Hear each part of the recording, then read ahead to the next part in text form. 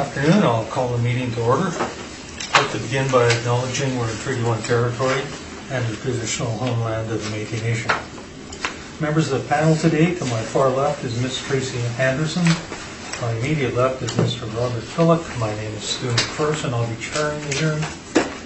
Representing the City of Winnipeg Assessment Taxation Department, Mr. Jonathan Spacek. And the secretary for today's hearing is Ms. Kelsey Harrison. We'll be hearing applications for revision of the assessment roll in accordance with the Municipal Assessment Act. The matters for which revision is requested has been described in each application. We'll limit discussion to those matters. The statements that applicants or the assessor make at this hearing are sworn testimony. Anyone speaking to the matters must be sworn in. Please be advised that comparisons of assessments of properties are not considered evidence of market value by the Board of Revision. The Board of Revision is appointed annually by Council. It's independent of it and the City Administration. It makes its decisions on the basis of the evidence provided at this hearing and issues a written order that will be mailed to all parties as soon as possible. Please note the Board's decisions with respect to an application may be appealed to the Manitoba Municipal Board if the matter pertains to assessed value classification, or to the Court of Queen's Bench if the matter pertains to the application of exemptions from taxation. Should you wish to appeal, information on how to do so will be included with the Board's order. With respect to the hearing process, I'll confirm the matters to be addressed. Each applicant, following the swearing in, will then have the assessor's testimony followed by questions the applicant may have, and then the applicant's testimony followed by questions. Each side will have an opportunity to summarize if they so wish. Once all the evidence about an application has been brought forward, the applicant may leave, and the process will repeat for each item on the docket today. The session will close after all the applications have been heard, and the Board will deliberate in private to make its decisions. We'll receive the order by registered mail as soon as possible. Just as information, all public hearings are live streamed, recorded, and will be part of the public record. Let me swear the parties in, please. Do you swear? I swear. Could you please state your name? Jonathan Spacek. And do you swear to tell the truth, the whole truth, and nothing but the truth, so help you God? I swear. Could you please state your name? Phil. And do you affirm to tell the truth, the whole truth, and nothing but the truth? I do. Thank you. Afternoon, Mr. Neufeld. You're here representing the owners of 7 properties, and it's the amount of assessed value only that we're dealing with today? That's correct. Thank you. Mr. Assessor, we'll begin with the first property. We'll just do them as they're listed on the docket. So we'll hear 1985 Main Street. When you're ready, we'll hear from you. All right, thank you, Mr. Chair. We have roll number 1100-1199-000. This is 1985 Main Street. This is just south of Kilburn Park. We have a 2020 assessed value of $650,000. That's using a reference date of April 1st, 2018. This is a one-story vehicle service garage that was built in 1979. It has a gross floor area of 3,325 square feet with a leasable area of 3,325 square feet.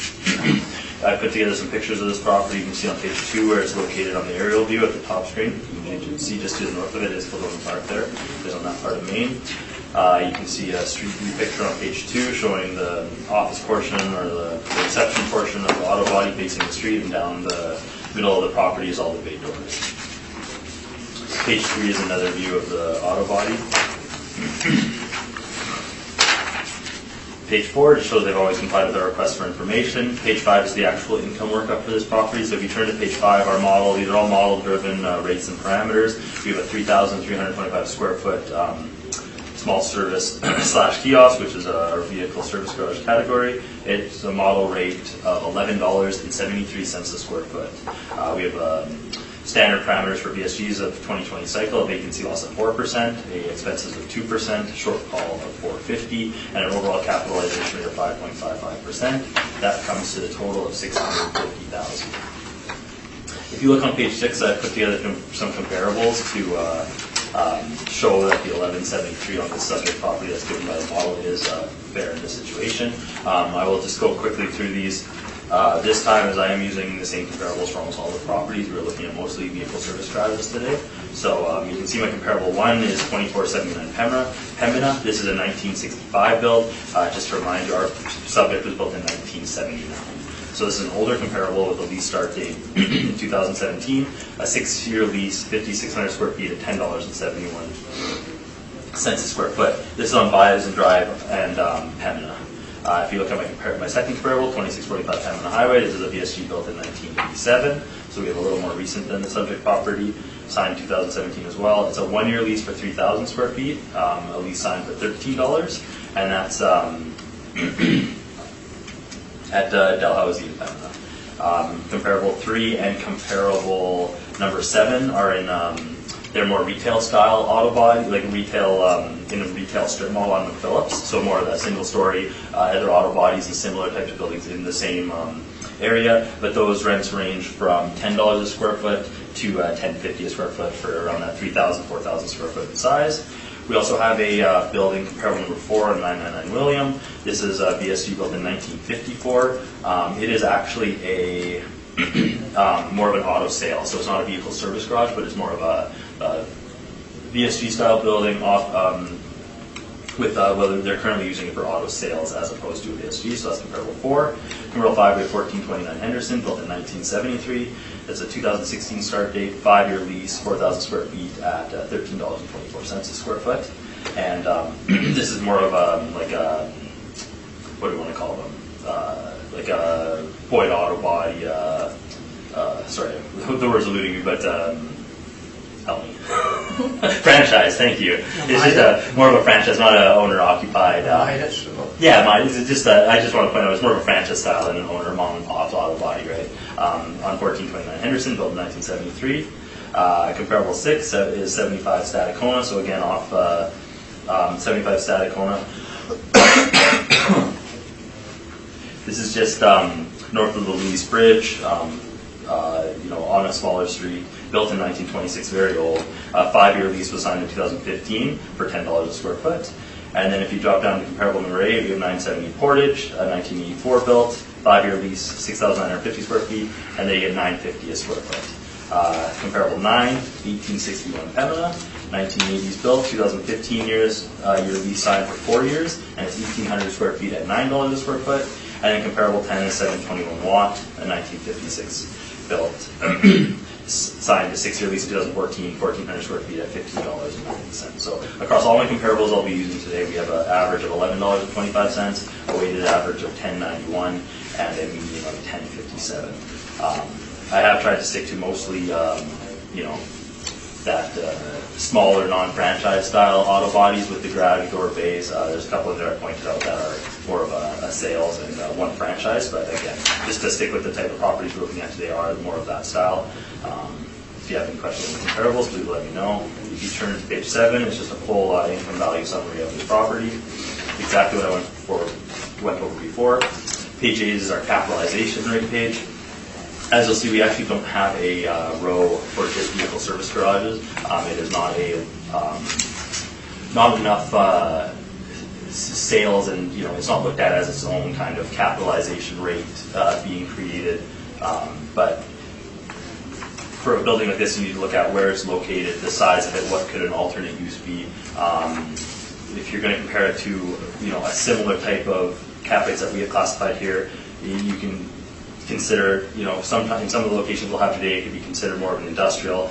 On Main Street, where the most similar buildings I find along Main Street are almost like retail strip malls compared to that. So you can look at some of the different rows on here, but looking at retail, for example, strip is the bottom of our middle section of retail. The city of Winnipeg's range of cap rates this cycle, taking out the 20th and 80th percentile, 6.4 to 7.05. We're at 5.55 on this one, so that's on the very low end. Some of the lowest caps that are made by our model is put on this one due to its small size, its location, and when it was built. Again, I am saying that the 5.55 is on the lower end, is in that lowest, even under when you take out our 20th and 80th percentile. So keep that in mind on this one. Turn our pages. Page 10 onward is just we've included the mailer for the owner of this property. And page 14 is the income. They've reported a base rent gross potential of $30,000. They've included their expenses and their net income. They're reporting as of this 2017 income year of $24,221. And on page 15, you can see the tenant in place, Econ Muffler. You can see they have a lease in place from, well, they moved in 2000, but their current lease is, it looks like year to year, or does it end? So it started 03, this lease. I believe it's year to year, doesn't have an end date that I can see. And they're charging $9.02 a square foot. And that our model is giving this property a rent of $11.73. So keep that in mind. And just past the income and expense letter, we included our addenda. If you have any questions on these, please let me know as my presentation. Thank you. Thank you. Mr. Neufeld, questions for the assessor? Yeah.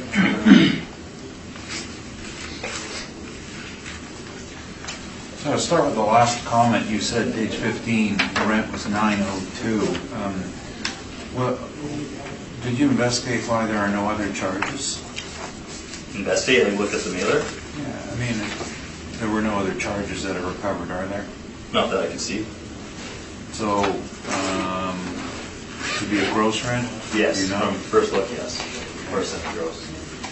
And you mentioned this is all done by model, and Yes.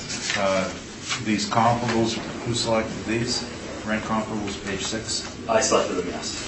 No, the rent applied to the subject is higher than your average and higher than your median, higher than your weighted average. So I'm just wondering how you can justify that. What do you mean? Well, Like my average is 11.25? You got some and we're at- superior locations, and you're putting it above average. Would you Like, consider- my average is 11.25. Yes, my average is lower than this subject's property. I picked all subject. I tried to pick all properties close to the subject in size, location. Okay, but in order to go above the average, you must be saying or making a comment to the effect that it is above average. Is it above average? I would not consider this an above average BSG, no. And what about the land that goes with these? Subject land versus the land on these comparables, do you have that? So like the land to building ratio and all these? Yes. I have not included them, no. Well, number one, is that on the mall where there's a Tim Hortons and Great Canadian Oil Loop? The auto body is Bison Drive in Pembina. I believe it's on its own. Oh, okay, yeah. I know which one. Yeah, so, yeah.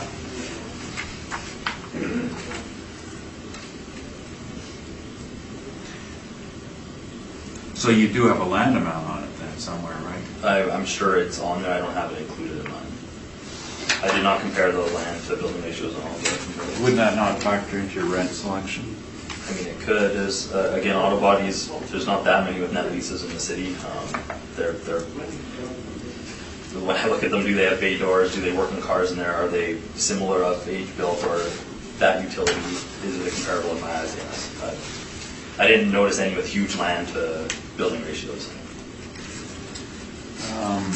And you mentioned in the selection of caps that you don't have a separate line for this, so how do we even know that Service Garage could have a cap rate?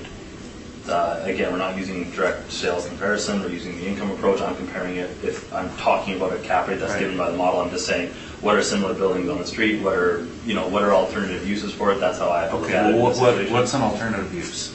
I mean, you're gonna convert it, if you had to ask me, if building on Main Street like that, maybe more of a retail use, I don't know. But that requires then a capital input, right? Absolutely, there's costs associated.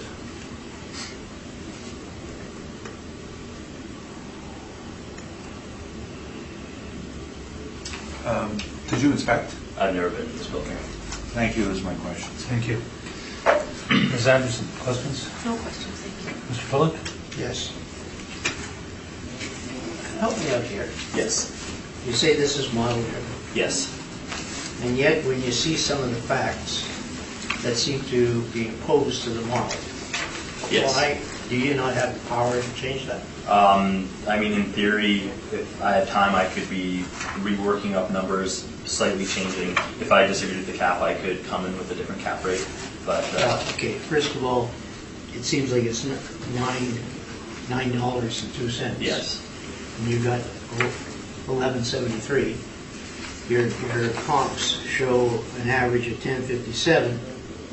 and even at the average, or the median, an average of 1125. And it seems in your discussion, you said take that into consideration, take that into consideration. So you're almost giving me the impression that this is an area that we maybe need to be adjusted.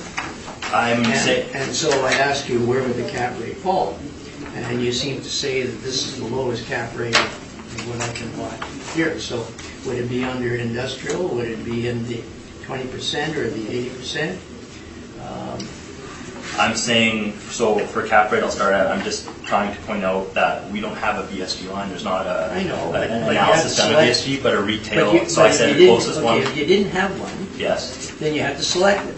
And where would you select it? I don't have to select one. This is just extra evidence for that 5.55% that our model is giving this property. And I'm trying to point out to you that on our list of all of our city-derived cap rates that we're doing this cycle, retail in the middle strip is probably pretty close to a one-story brick building on Main.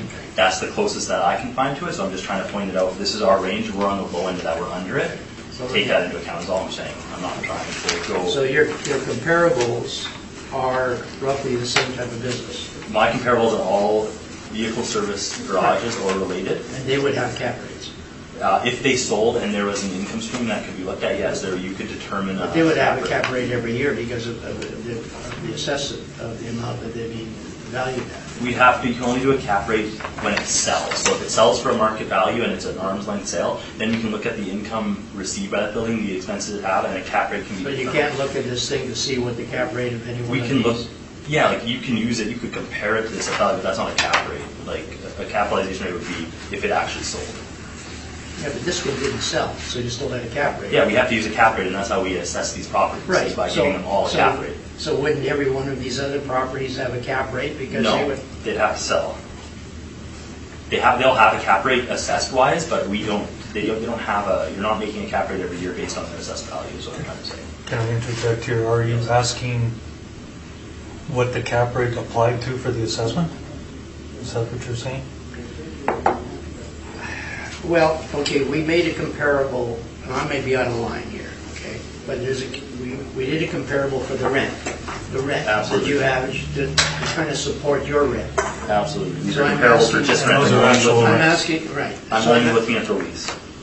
Sorry? I'm comparing the actual lease that are applied to these properties, and those are the rents I'm showing are the actual leases in places.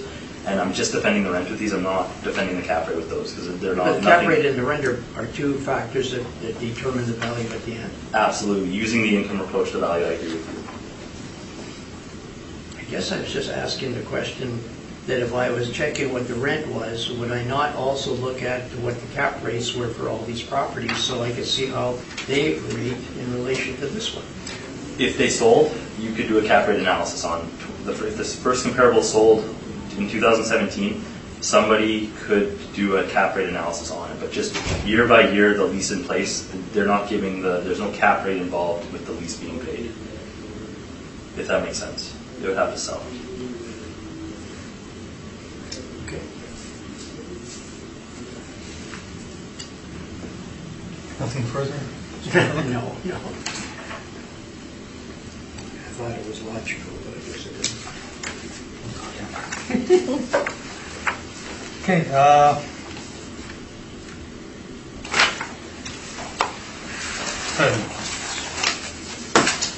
Snoofel, listen to this. Thank you. The property is managed by Colliers, so we do have all the books on this one. There is a miscalculation in the rent, and it's pretty significant, and it's actually incredibly lower than this. The rent, the assessor had the rule which showed $30,000 a year, and that's a fully gross rent. Sorry, not fully gross. The tenant pays utilities. So the other costs that you have listed, provided to you on page 3, are paid by the landlord. Additionally, the owner pays the property taxes. And the reason it doesn't hit this statement is a unique style of property management in that the owner chooses to pay the taxes himself, and that's fine. But the problem is when people review this property, it never gets documented accurately. I happened to ask the questions, and our property manager, and this is Brian Bowles, and so we have for years made it clear that the taxes were part of it, and I guess they never put it in this year. Actual taxes that the landlord pays in addition to this are $8,040. So the actual net rent is $16,266 or $489 a square foot. And because we didn't fairly warn the assessor, obviously I'm not going to make a change to go down without adequate warning. I don't think that's fair play. But that's the real number. So on this basis, we had done a workup on the semi-gross rent, which included paying the taxes. The vacancy was taken from the industrial rates, and that's from the Johnson report here. And that would be the overall vacancy rate on page 6 for the city of Winnipeg for 2017 at 7.2%. This is not a property that you're going to pin down that easily. It's in operation as a service garage, but it's by definition is more of an industrial use because it's repair. It's not. There's no sales portion of it or anything of that nature. The non-recoverables in this case were all, this original calculation, the writer assumed he had taken those all into account because if you look on page 3, they were using $24,321 after all the costs were taken off, so there's no need for a deduction. That's in error as well, but again, I'd be having to go upwards on it. I'm not going to do that today because I didn't warn anyone. Structural reserve, we're using 25 cents a foot, which is allocated to dealing with a reserve for future repairs. And you can see from the pictures, got a gravel roof. That's where most of your money will be allocated for repairs. It's a side garage style, so it's a narrower lot. Concept of alternate use is quite interesting, but as a service garage, an alternate use would probably cost, renovation cost would probably be well over $100,000. There may be environmental issues as well, so the issue of an alternate use is quite theoretical at this point. We're applying a cap rate of 9%, which is based primarily on industrial uses. There are no cap rates for muffler shops because they don't sell as investment properties. There are a handful that are rented. There are 2 users, to my knowledge, who do rentals. And then the remainder, there's some book rents, but mostly they sell by user to user. And the ones that could end up in the investment market are all franchise operations because they're sold on the strength of the franchise, not on the strength of the user, the usage. They're sold by as the user, which is the covenant that they're purchasing. So if one has a franchise with a strong covenant, then it would attract an investment rate. But the last major sale of vehicle service garage was the divestiture of Goodyear of their tire shops, and what they sold them to was another operator, Fountain, and they retained an agreement to sell product through them. So it wasn't even market value, and I don't think we've ever looked at the cap on those because these shops simply do not sell on that basis. If you were to appraise the property, you would generally be using a direct comparison approach because there are numerous sales in direct comparison. We haven't presented any to you because we're always dealing with the income approach. But I would expect a property like this to sell between $80 to $100 a foot on the direct comparison approach. And that would be the way it would work in the market. Because we're hampered by the income approach, this is the number that results in the income approach, $224,000. And I mentioned there are some errors in there. They would push the value downwards, not upwards. last year, I guess the panel did put a cap rate on it of 7.5%, which is probably a major difference between this year and last year. I think there's a slightly higher income applied last year, maybe $8. Oh, no, sorry, that's probably all in the cap. And then we didn't appeal it because, you know, on the basis of looking for a fair assessment, even though we are always discussing income approach, it would be direct comparison, and there's no such thing in the market as a 5.5% rate. I think the assessment department is hampered by the same issues, is that in order to hit a number that they trot out this unprovable, impossible rate.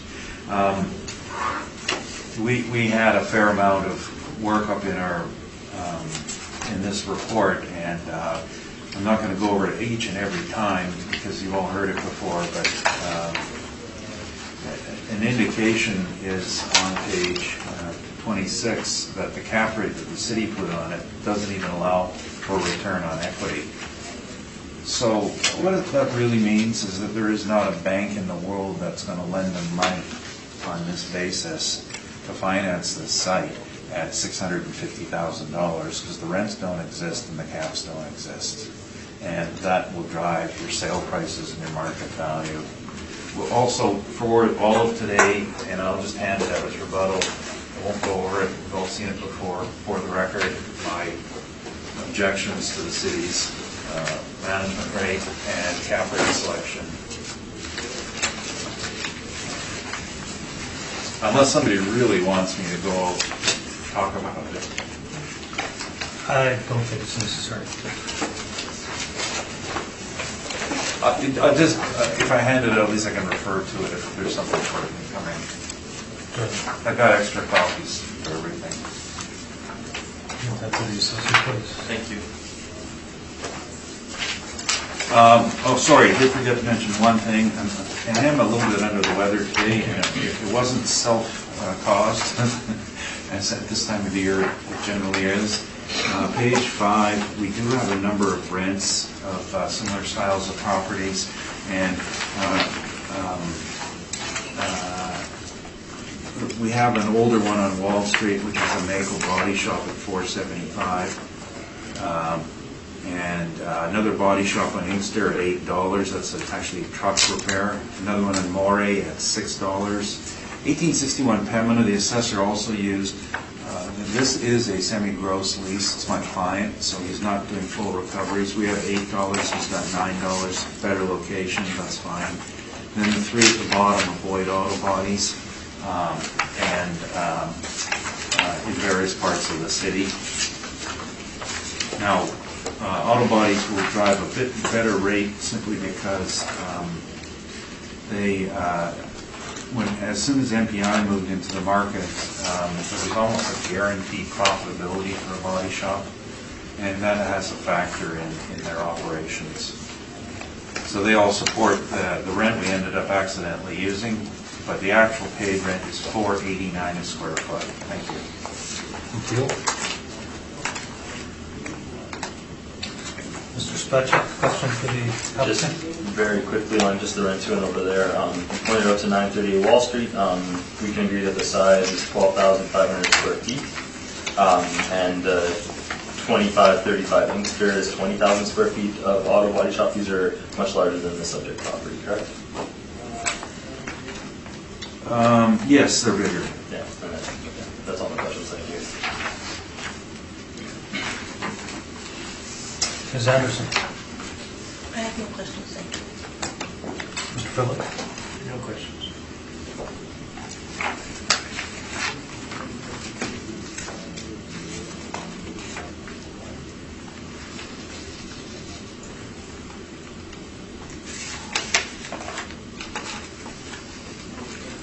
Have none. Thank you. Desire for summation? This one. Mr. Greenfeld, summation or reserved until the end? Sure. That's a good idea.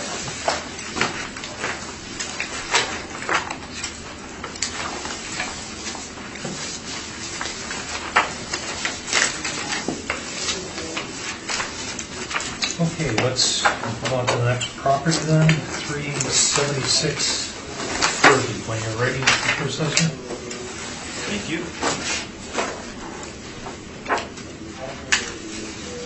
All right, we're looking at roll number 130500502000, 376 Furby Street.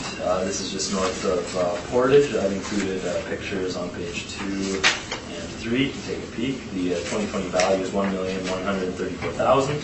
We have a block with 2 buildings on it. The original auto garage portion built in 1929. And the second smaller office building you can see on the right-hand side of the picture is built in 1998. So we have an effective year of 1973 across both. We have a gross floor area of 16,475 square feet and a leasable area of 16,540 square feet. If you look on page 2, you can see exactly where it is off of Portage. You can see the bottom of page 2 is the first building I was talking about, which has the Furby Auto Supply sign on it. Page 3, you can see another picture of that. At the bottom, you can start to see the second building on the right-hand side. And page 4 is another picture of the second building on the lot. You can see they've always complied for a request for information on page 5. Page 6, you can see the breakdown of these 2 buildings, both premises on this page. We have the 13,740 square foot unit, the original building at $5.63 a square foot. And we have the smaller building, 2,800 square feet at $6.43 a square foot. This is a blended rate of $5.77 across both buildings. And we have our standard BSG parameters, the vacancy expenses shortfall, and then overall capitalization rate of 7.65%. This gives it that total value of $1,134,000 that I spoke about before. We can see on page 7 here, I've included the exact same comparables as I have before. I will carry on that same going over that I did. Page 8, income summary workup again. Page 9, our same capitalization rate sheet. And just going forward to page 11, we do have the mailer sent in by the owner. It is a gross rent. They do have rental income with some expenses. You can see on page 11. Page 12 and page 13 is just the breakdown of the 2 buildings. You can see the actual gross or semi-gross monthly rent set in place. And page 16 is just the agenda going forward. If you have any questions about this property, please let me know. Thank you. Page 6, was this all by the model? Yes, all of it. Okay, now, question is, 2 years ago, there was an override on this, was there not? Was that I don't know. reversed? What, from 2 years ago, I don't know. Okay, well, I'm just kind of wondering, because when you put an override on, how does it get reversed? What do you mean? Like if somebody that over a vacancy Well, there's a represents vacancy. a chronic vacancy? Yeah. Right, there's a vacancy, there's a recommendation, and... From my understanding, it's the vacancy carries forward unless it's looked at and, the override is taken off and it goes back to normal. So it may not have been an override, it may have simply been an assessor's... It may have been an assessor who was a recommendation. Right, okay. Yeah. Okay. Well, that makes sense then. I was just looking for, I'm pretty sure it was one of the blue sheet workups, yes, okay. And in terms of the users on this, how did you identify them and code them? Sorry, can you say that again? Are they both coded as being service garage? Yes, we have both premises under the same title, BSG 2 standard premises. Did you inspect this? I've never been in this property.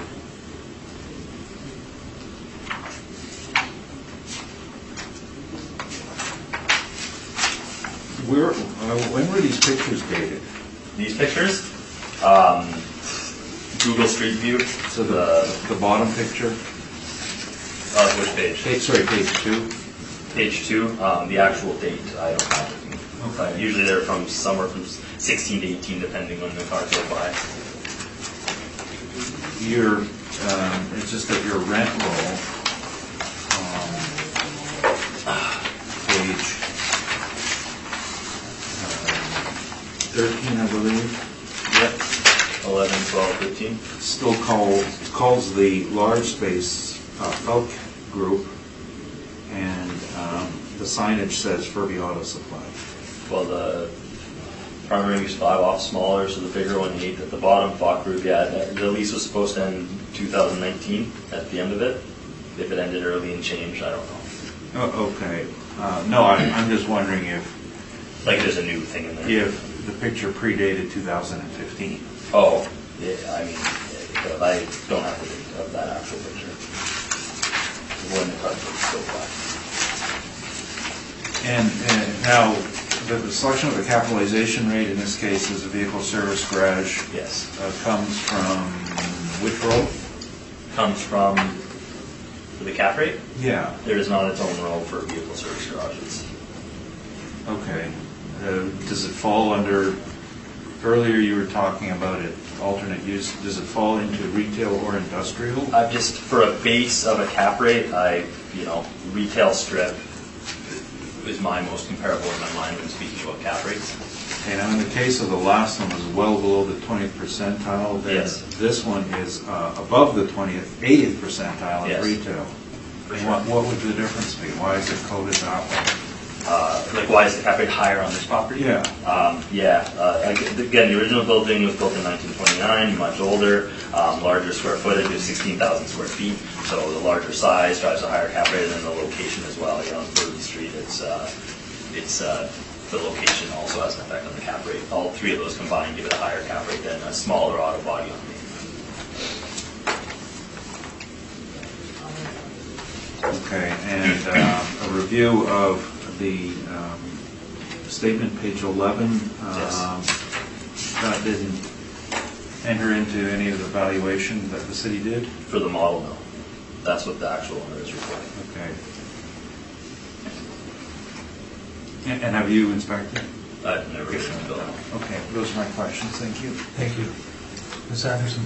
No questions, thank you. Mr. Philip?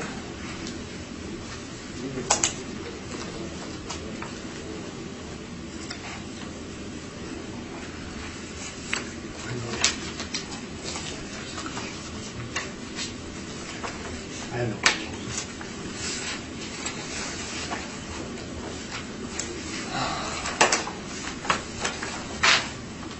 So, it was asked and answered, but you didn't review the income and expense statement?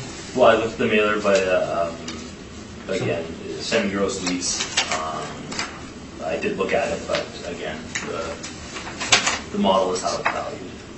Okay, because your model, your potential rent is pretty much what the gross rent is. Yeah. Great. Thank you. Mr. Neufeld? Oh, Yeah. I'm sorry. In your pictures, just so that I'm clear, if you go to page 3, Yes. so this is the auto body. That's what we have. Top. Yes, it's the larger portion. And the round building at the bottom? The brown one there. Is Yeah, that- bottom right. That's the second smaller square footage. And that's the one, building. and Yes. what's being done in that? It's just an office or something? From my understanding, it's just used as office. It's just a single-story office. Yeah. Okay, Mr. Neufeld? Thank you.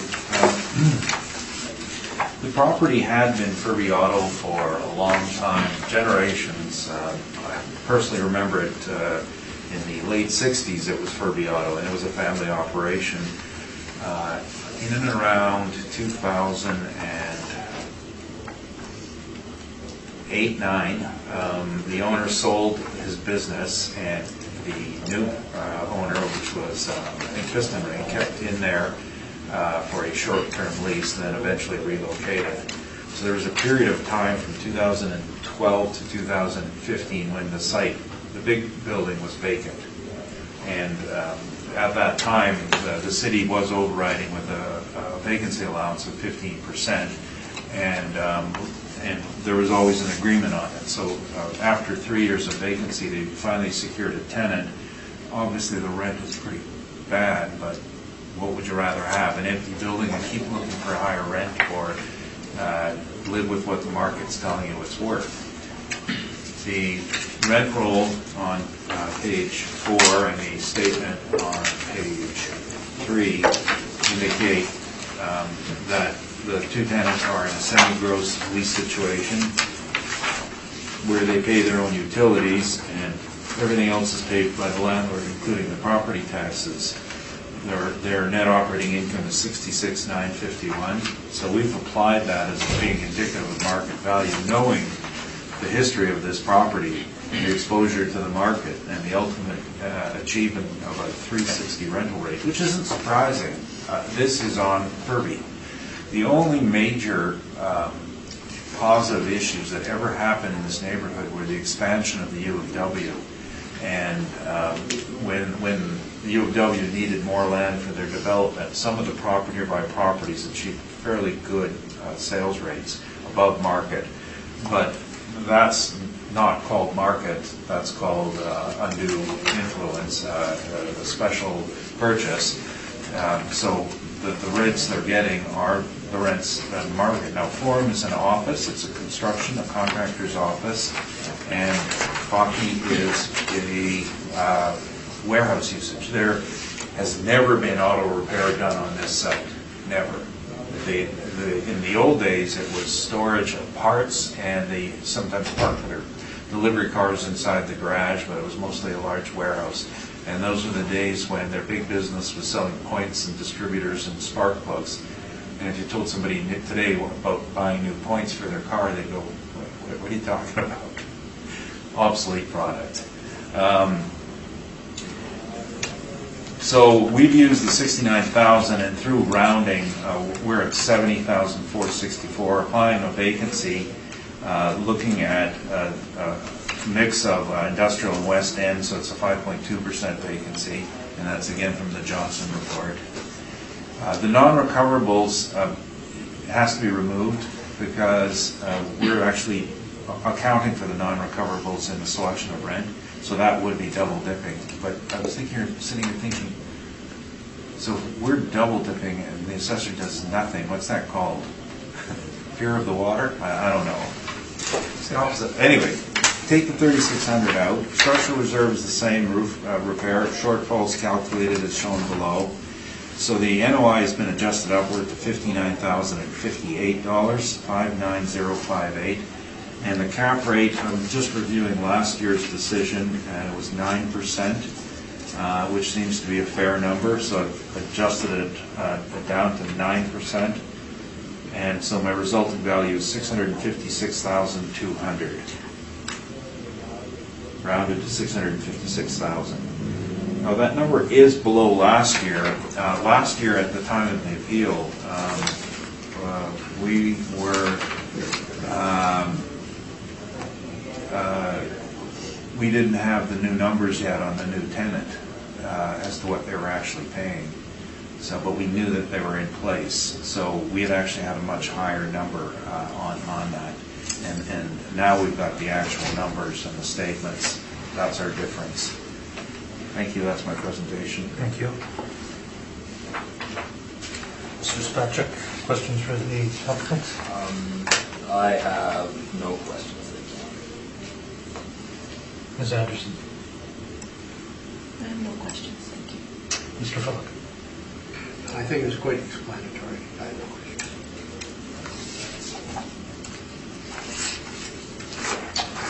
So,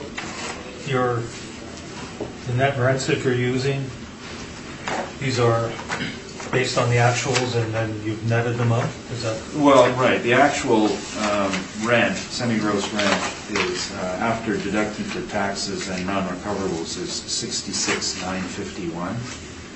So there were some costs in here that seem to be on the high side. So we adjusted it upwards, rounded it upwards. So we have 7464.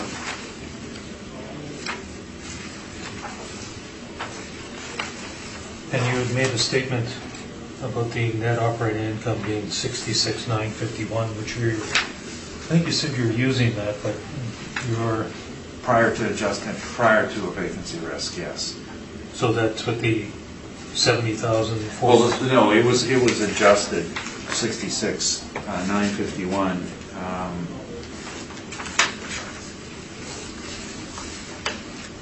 I just wasn't sure what that Yeah, statement well, was. you got me too. 3513.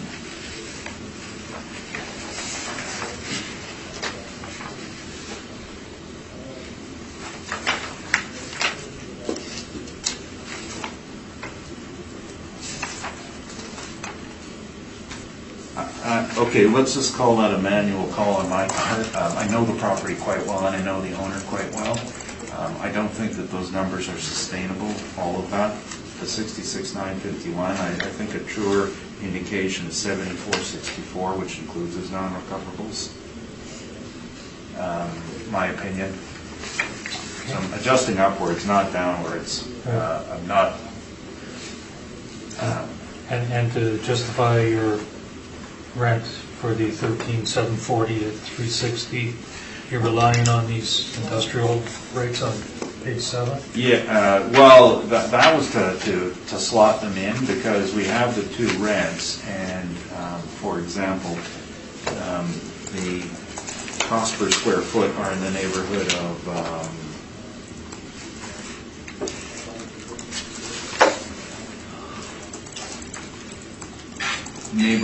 $1.82. So looking at some of the actuals,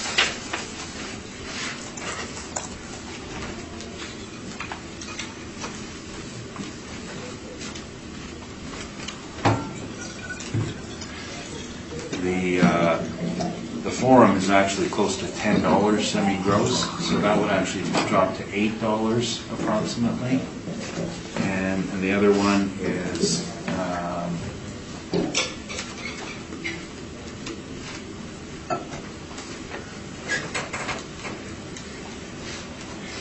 502, so that would drop to closer to $3. So what we did is we rounded that one up a bit and the other one down a bit. There's a slightly different tax sharing ratio on the site than the hard numbers would indicate, and that's why we changed it. For years, the office portion had a set amount allocated to it for taxes. So but overall the number's strong. It's just the breakdown between the two.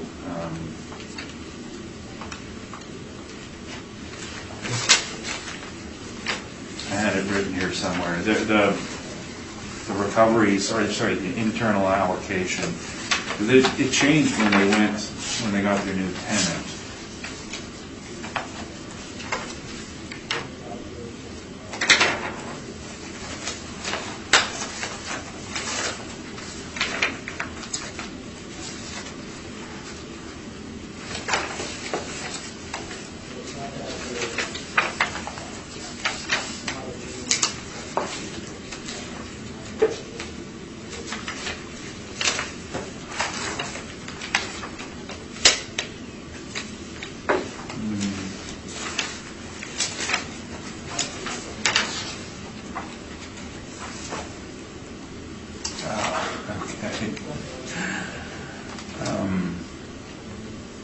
Back in the old days when they started to rent their tax allocation, there was a bit of, the owner had a big piece and then the office had the small piece, so there was more allocation going on to the tenant site, but it was all done by book, so it really wasn't relevant, so I just readjusted it back.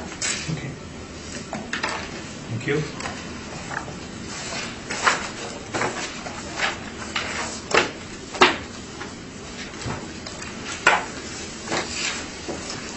Do you want to check?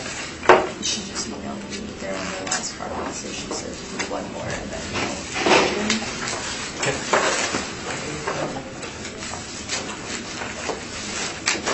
Okay, let's move on to 830 Logan.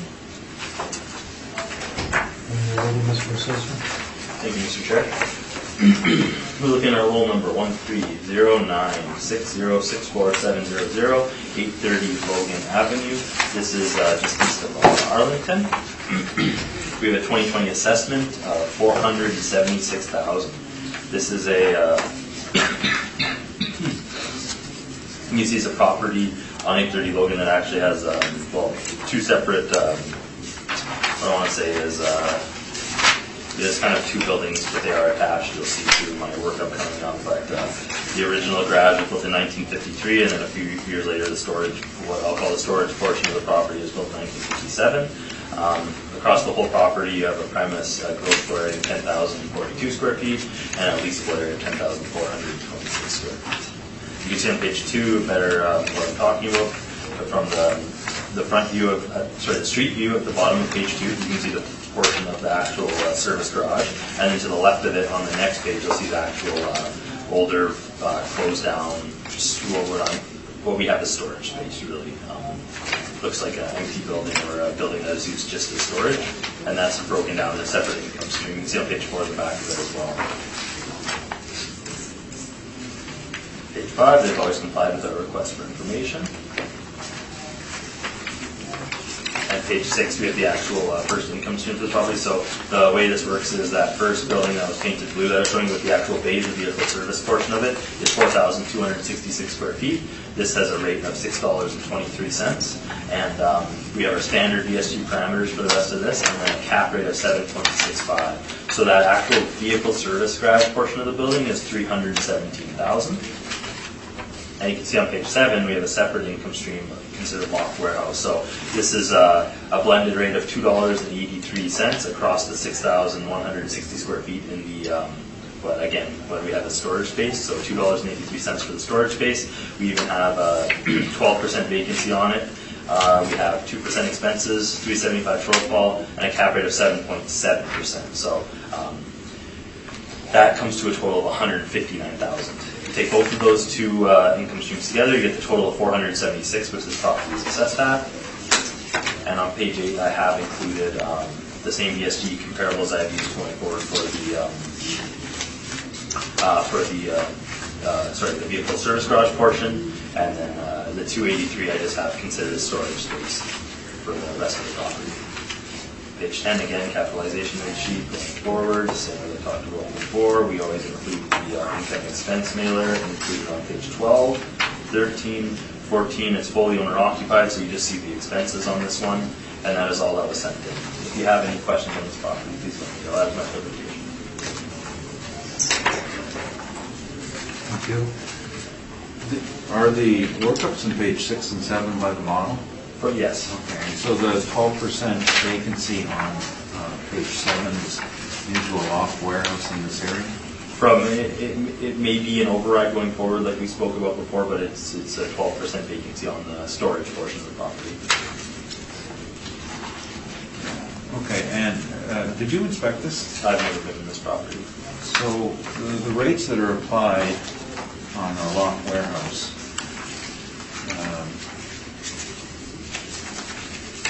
we're just looking for your rents for those. I've included none. I have the $2.83. It's just like a, if downtown storage is $5, $2.83 for a building used as storage is what I'm using. Okay, and do you have a different rate for unheated storage to heated storage?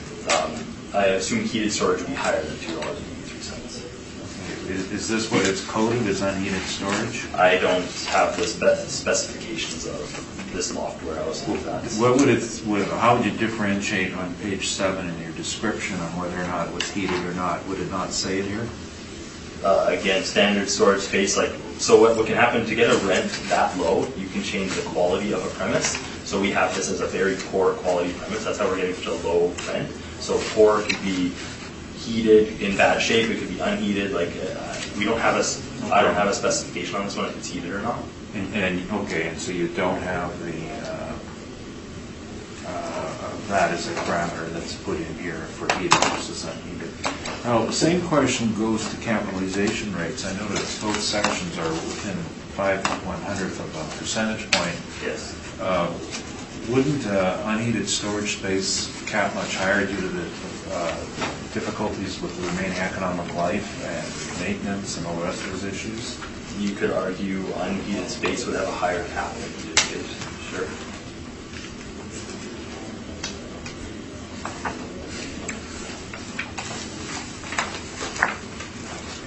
you're using the same comparables as before, but in this particular case, why did the rent go so much lower, considering it's a smaller site? The rent on this one? On page 6, yes. Your page Well, like I said, like the quality of the premise, like it's gotten, from my understanding, it's gotten a paint, like a paint job on the outside, but from my understanding, through past appeals and it being looked at, the inside is in rough shape and, a poorer condition with a lower rent is warranted in a building like this one. So the 623 didn't seem out of place with me compared to the other ones. Okay, those are my questions. Thank you. Thank you. Ms. Anderson?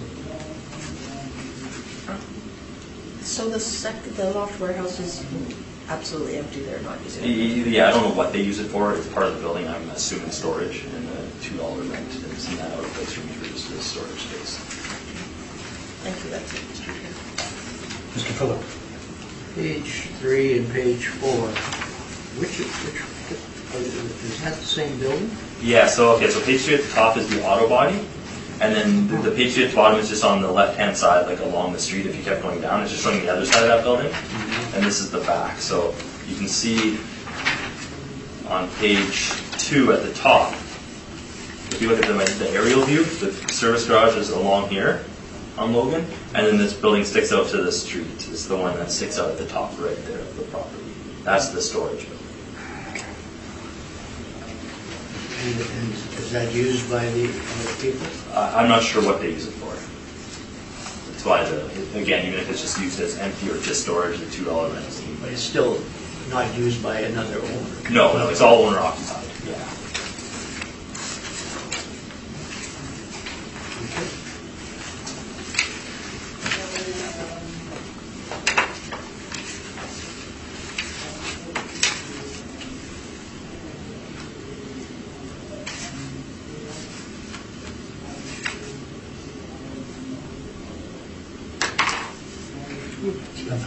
Nothing further? No, thank you, I'm sorry. It's okay. Page 6 is model driven. Page 6 is model driven, that's the income stream. Any particular Yes. reason this one is classed as a kiosk or small service versus the other ones? The C2 standard, why it's classed as that, if it's different, I couldn't tell you. I look at more of the rent, right, rather than the cost. So if it's the small kiosk or if it's the C2 standard, I really just looked at the rent and if it's like a good rent for the building, yeah, if that makes sense. I'm not sure what the change in rent, if it would be much from a C5 to a C2 in this case. Yeah, I'm just wondering, because the comparable rents we're using are all significantly higher than that.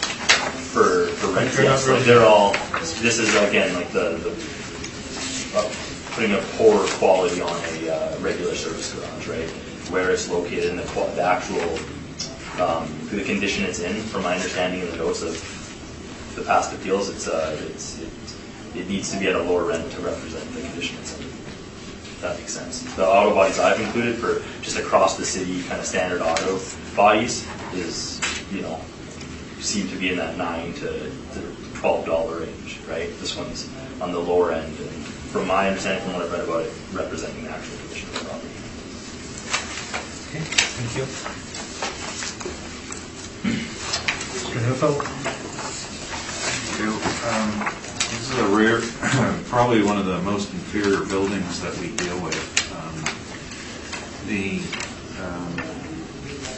building, the service building is a garage base, vintage 1953, to the point of having the original interior and the tile design that came with it, which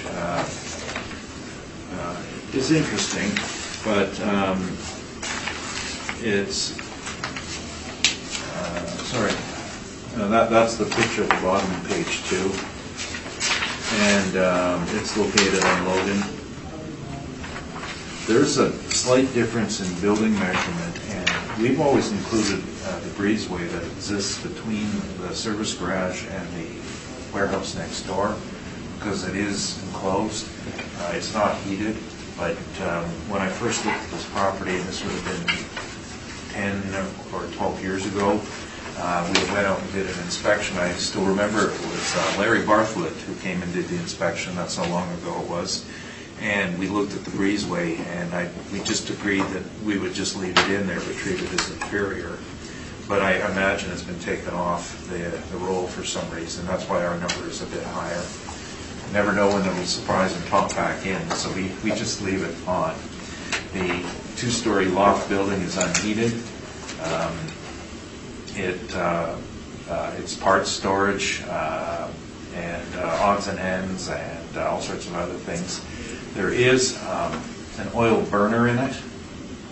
It's rarely used. The place isn't insulated. The water has been shut off. It's meant to heat a small work area, and sometimes they have people go over and do minor jobs in one very small section of the shop. Now, I don't even know if that oil heater is still in commission, because my last inspection was 4 years ago. We've applied a rent of $5 on the main floor and $1.50 on the unheated portion. And there are a number of rents on this. My last page have a number of inferior automotive uses. This is, as I mentioned, right at the bottom of the barrel. And on page 4, we have some downtown loft rents, bottom of page 4. And these are generally all heated spaces, and you can see that they range from a low of 65 cents to a high of $4.25 gross. So the rates will vary, but a typical rate is in the $1.50 range. Additionally, on page 3, we have some industrial rents, and the ones at the smaller end are in sub-4 rents. And on page 4, the top of page 4, some more industrial rents ranging from $3.72 to $6. And these tend to be poorly located and smaller sites. For example, Gomez is one example, Isabel another. It's not the part of town that has a great residential hinterland to send to have their cars worked on. It's old working part of town by close to on Logan. We all know where that is. So those are the rents applied, and the vacancy rate is 6.9% in industrial rent. The non-recoverables put in here, this is an owner-occupied site, so that shouldn't be 5,100. That's just a false interpretation of the data. So I'm just changing that to 1,500, and I'll give you some updated NOI.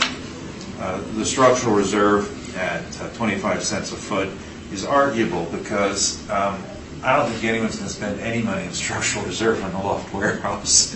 It just could come down one day, and no one is going to put any money into it because it's not worth putting in. But it's something we have to consider. The shortfall, again, is calculated on the basis of full utilities, but I was sitting here thinking, if I had 6,100 square feet of unheated space, I think my shortfall would be pretty close to zero, because there's only a couple electric bulbs to worry about. We just turn them off. So I've changed that down to $2 a foot just to account for the taxes and the service garage, and that's changed the number down to $14.48 from $41.42. So my resulting NOI is $23,193 by those two adjustments. The decision from last year was pretty much the same style of workup, and it was a cap applied of 8.5%. I don't think anyone would have the nerve to talk about market value increases for properties like this. So that comes to market value 272,862, rounded to 273,000. In the grand scheme of things, that's been consistent with the last 4 assessment cycles. I could say the last 6 assessment cycles is a value hovering around the $300,000 range. As a double check, if this property would probably go on the market as a sale rather than a rent. Well, I'm absolutely sure of that. And properties like this in that part of town are generally, the service garage would be in the $50 to $60 range per square foot. The loft is a throw-in, maybe $10. $10 to $15 is the range. 15 if there's got a chance of a new life. 10 if it's just limp until it's ready to bulldoze and for land value, and that's what this is. So on that calculation, we're looking at a maximum value of $320,000, which would be $260,000 for the garage and $60,000 for the building. That's $320,000, and that's where it would go in the market. We didn't make the case on that because we are still dealing with the income approach, but despite the income approach's problems, if you do apply it the correct way, you can approximate, for some properties, you can approximate how it will eventually sell in direct comparison. And as I said, and this is the case with this property and all the properties before it. We're dealing with not the greatest properties in the world, not exactly income. All the numbers I'm giving you are 100% consistent with their histories. These are properties I've been involved with, all of them except one for 10 years plus. Thank you. Thank you. Mr. Patrick. I have no question, Mr. Chair. Ms. Anderson? No. Mr. Phillip?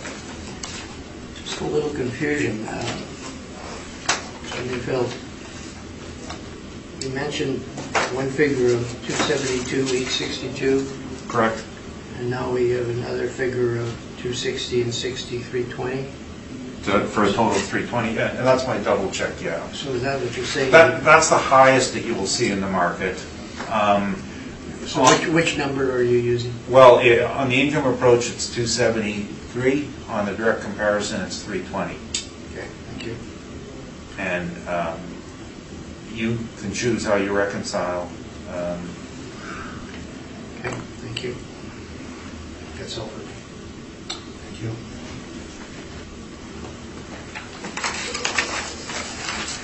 I have no questions. Thank you. Short, Okay, we will one take a sentence summation. Oh. One sentence summation. summation of, One we'll give the sentence. assessor opportunity first one. Did you require No a summation? Mr. Neufeld? These properties that we've looked at so far, and there are 3 more coming on the list. We had great debate at hearing, and they were easily resolved with the site inspection, and everything worked out fine. After we got the assessor to look at the site, no disrespect intended, but and I'm supposed to go next door now? Yeah, well, we're going to take a recess and, yes, you can leave all your material according to this.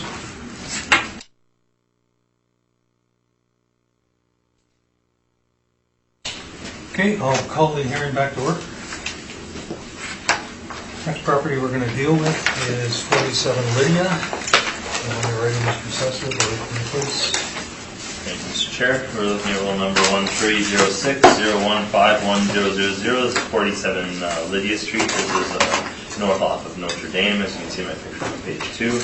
We have a 2020 value of $267,000. We have an actual year built in 2007 with a gross floor area of 1,980 square feet.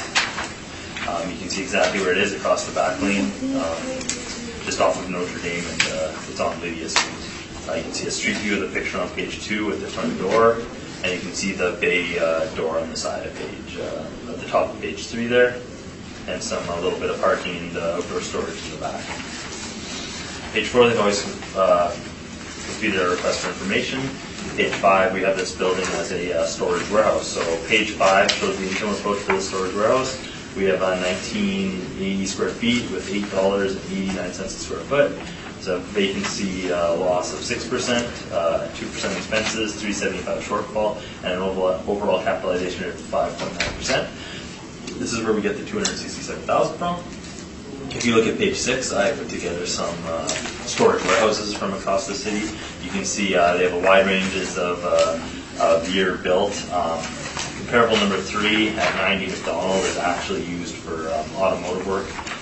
It is built in 1979, much older, but a 17 lease at 1,758 square feet, went for $9.48. And there are some other comparables across, all in that smaller size I've tried to put together. You can also see at the average of all these storage warehouses is $9.98 with a median of $9.94. Our subject, built in 2007, is at $8.88. Page 7, again, cap rates. If you're looking at a storage warehouse, a little more of an industrial building, industrial A or B, you can see our City of Winnipeg percentiles between 20th and 80th percent, about 2 main boxes down under industrial on page 8. They're ranging from 6.34 to 7.8%. We are under that at the 5.5%, 5.9%. And again, the small size of it combined with it being built in 2007 puts it on the lower end of comparable cap rates. Page 10, fully owner occupied, built by the owner. It just shows expenses. Going onward. And that is my presentation for this property. If you have any questions, please let me know. Thank you. Mr. Newfield, questions? Was the all done by the model Yes. as a storage warehouse? Yes. And have you inspected? I've never been in this property.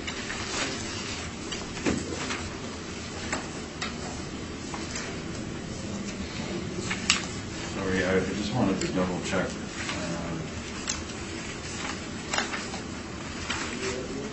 Something here. Did you see a permit on this? Pardon me? Did you see a permit on this? I did not.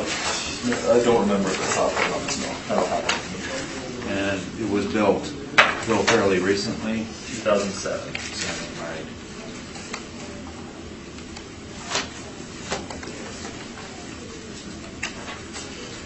And the buildings you list as being comparable,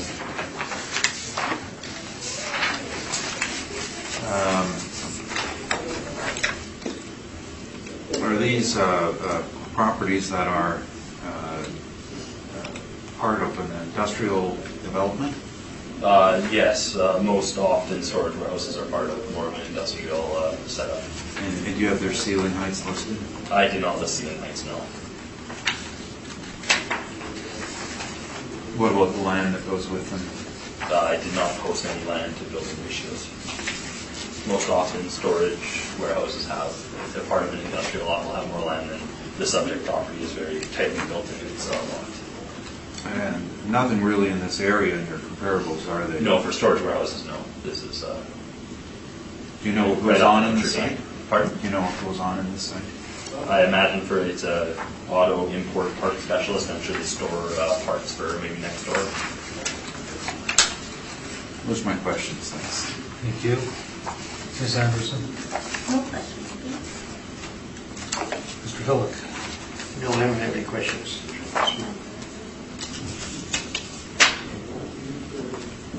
Your rent comparables, do you know the construction of them? Are they steel frame or? They were mostly steel framed. I don't have everyone. I did look. There were some brick and some steel. Thank you. Mr. Newfield, when you're ready, we'll hear from you, please. I'm just trying to look up the difference on the floor area, because we did have an assessor down to look at it, because originally they were looking at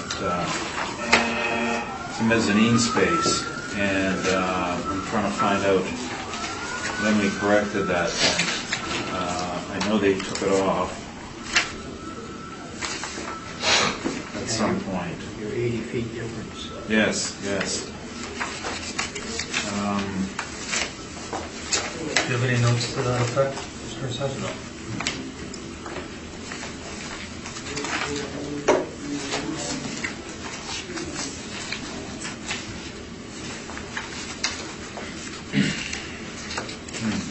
Okay. Well,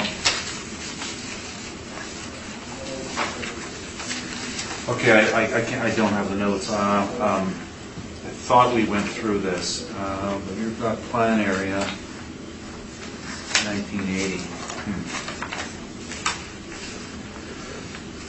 The property was built to house part storage.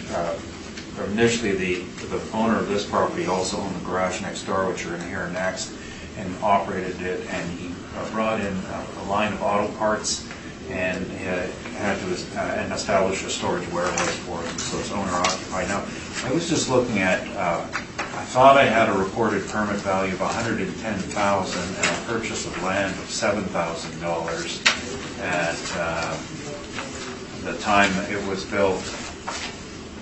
And look at this wonderful sketch, October 2008.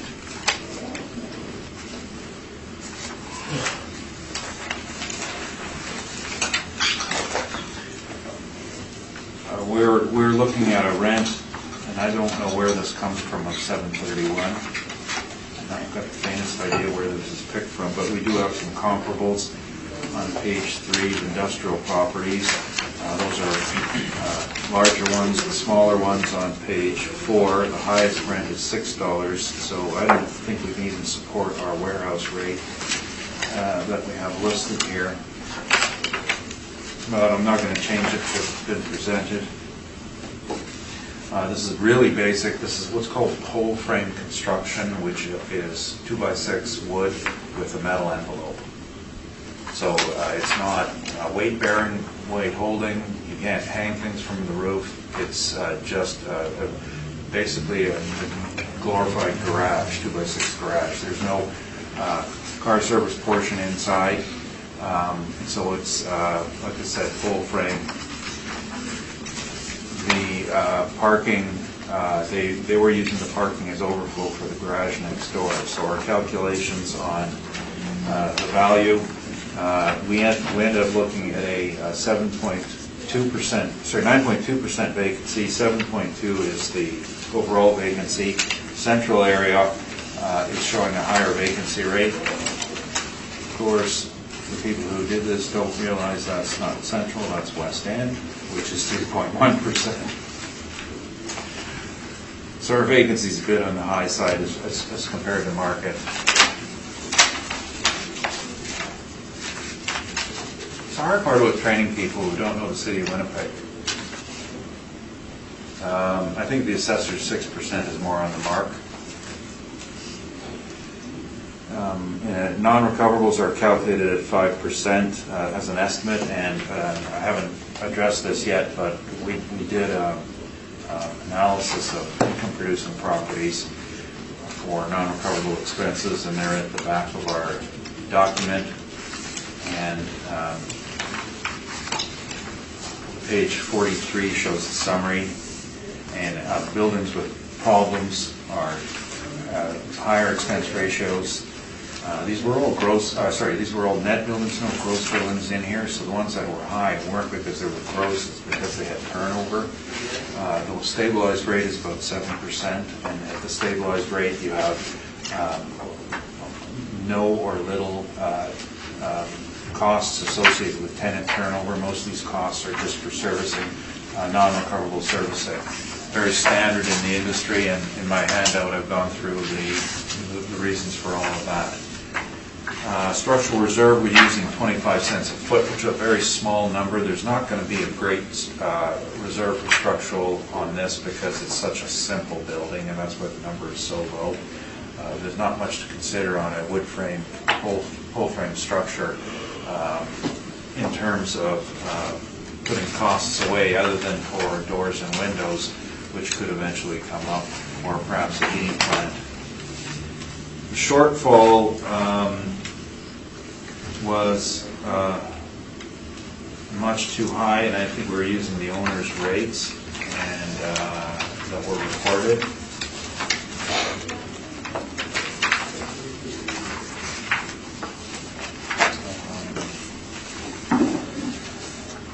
Leaving us with an NOI of 10,300. Now, as with before, the shortfall is too high and the vacancy is wrong.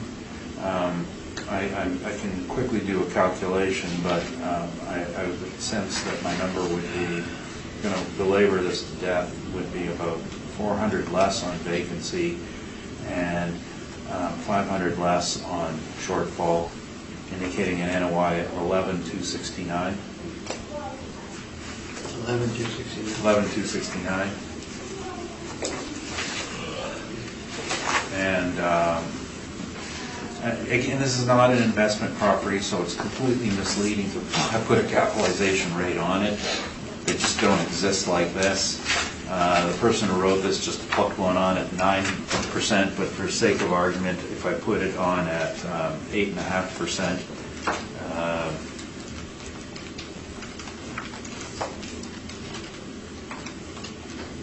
would be 132,576. Yeah. I'll get you to do all my revisions now. Be faster. Yeah, 133,000. Now that is below last year's assessment, and as with properties of this sort, anytime someone makes the mistake of trying to put the income approach on it, you get some wildly inaccurate numbers. There's no such thing as a 5.9% cap. So you just can't make it work out. It would be sold from user to user. Now, properties of this sort, this is a newer structure, but a worse neighborhood, would industrial buildings in the neighborhood, I was going to guess $80 to $85 a foot would be what sales are like in this neighborhood. West End, 55, 89, 44, 63, 39, 90, 44, 50. See, I was pretty close. So $90 a foot would be the high end of the range in West End. And I don't, using the assessor's square footage, that gets a value of 178,200, or rounded to 178,000. Now that's a fair number, and I just said the same thing in the other room.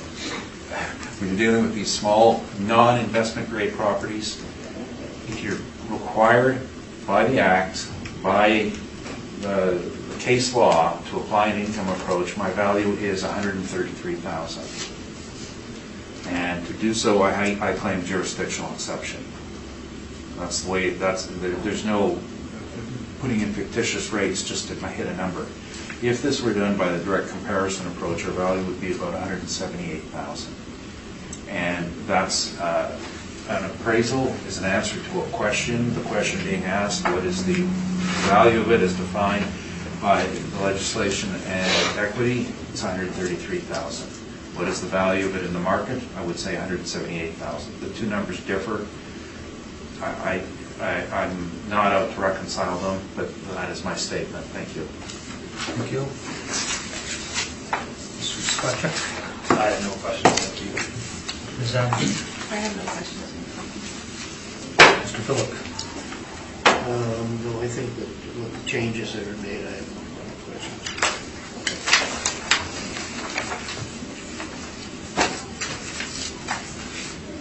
Did I hear you say that the land was purchased for $7,000? Yeah, it was a number I had in my notes. I just want to, at one point, the assessment was like $7,000. And I've been working for Dieter, $7,800. I've been working with Dieter for 15 years.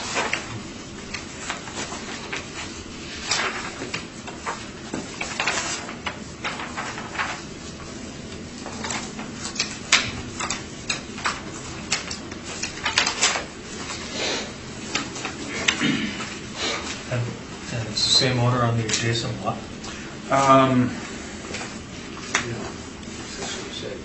Yeah, well, he was at the time, and yeah, he's still the owner, but of the lot. But I think he's got someone else operating the business now, or has taken it over. That's right. Not as of the date that that this is here. We just spoke this year, and he told me that one of his mechanics is taking over his practice. That's a 2019 adjustment. So it's the same people.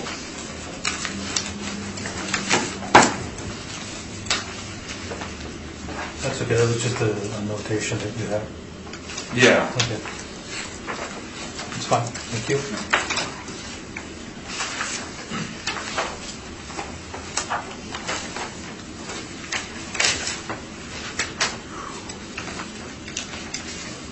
Let's move on to 575 Notre Dame. Mr. Assessor, are you ready? Mr. Chair, we are looking at roll number 13060147000575 Notre Dame. This is just directly across the back lane from where you're just talking about. It's Notre Dame and Lydia Street, as you can see on page 2. We have a 2020 value of $676,000 for a vehicle services. It is a this one is a two-story with med space on the second floor. We have actual years built of 1946 with a slight change to effective years of 1954. We have a gross floor area of 8,882 and a leasable area of 8,056. If you turn to page 2, again, I've included an aerial photograph. You can see exactly where it is. On page 2 at the bottom, you can have a street view of it. Page 3 just shows down on Lydia Street the actual one of the bay entrances to the building.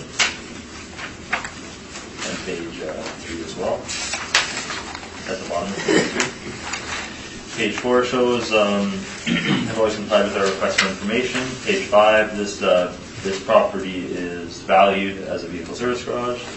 We have 8,050 square feet at $7.91 a square foot.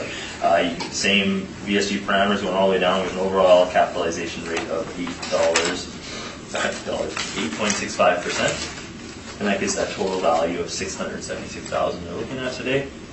Again, I'm using the same VSG comparables from across the city on page 6. Page 7 is the income value summary for this property.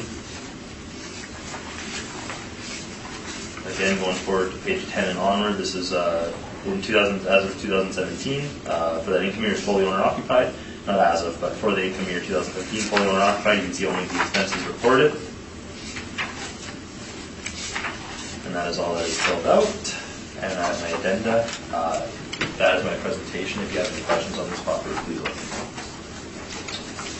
Thank you, Mr. Newfoundland. Page 5, is this all done by the model? Pardon me? Model driven? Yeah. Yes. Now, the square footage of 8,050 feet, Yes. when was that changed? When was it changed? Yeah, there was a different number on it before. wasn't Like there? last cycle? No, the cycle before. And then there's some municipal board 2016? discussions on it, based on the mezzanine space. Okay. I was unaware of that changing.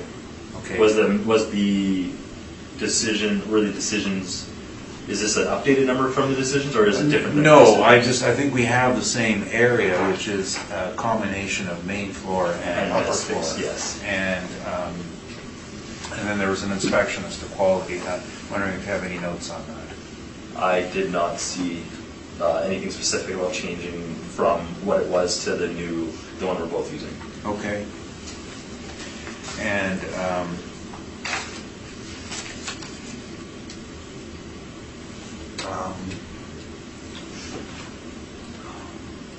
the actual year to effective year, do you know how that happened? From 46 to 54, I'm Yeah. not sure of what change happened to make the updated. You haven't inspected this? I've never been in this property. Now, as a vehicle service garage, you would need some parking, would you not? Vehicle service garage? Right. Yes, I'm sure this building is old enough that if, it's probably grandfathered with it. It's a very tight Right. spot, yes. As far as the usage is concerned. But, but there's no customer parking on this site, is there? Not from what I've seen from the pictures. Now, do your comparables have customer parking? Yes, most of them do. And you selected those comparables like the other ones? These are the same ones? Yes, across the city, kind of the standard vehicle service garage. And in terms of, you do have, obviously there is mezzanine space added to this. At what point, what sort of physical requirements are there to establish that a mezzanine is rentable in the assessment department? I am unaware. Okay. Did you have the opportunity to look at last year's workup? And I know there were a number of pictures in it too. Did you see those? Your workup from last year? No, this is actually the assessor's workup. No, if I did, I just briefed through it. I don't have a copy with me, and I don't recall noticing anything special. All right.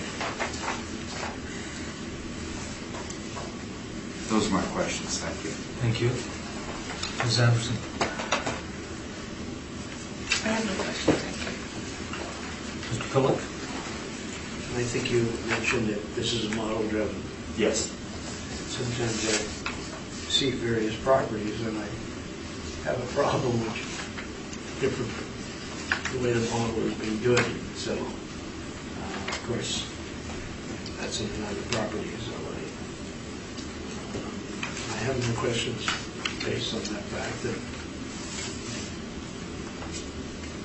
Okay, the $791 rent that's applied, Yes.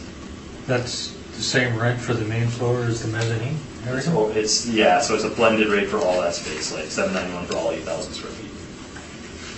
So the model would take into consideration that there is mezzanine space? It's taking into account that this is a two-story single premise building, so it's taking into account that it's across 2 floors, but there's not a separate characteristic for this having this space. Okay, and none of that is the basement area, that's not assessed?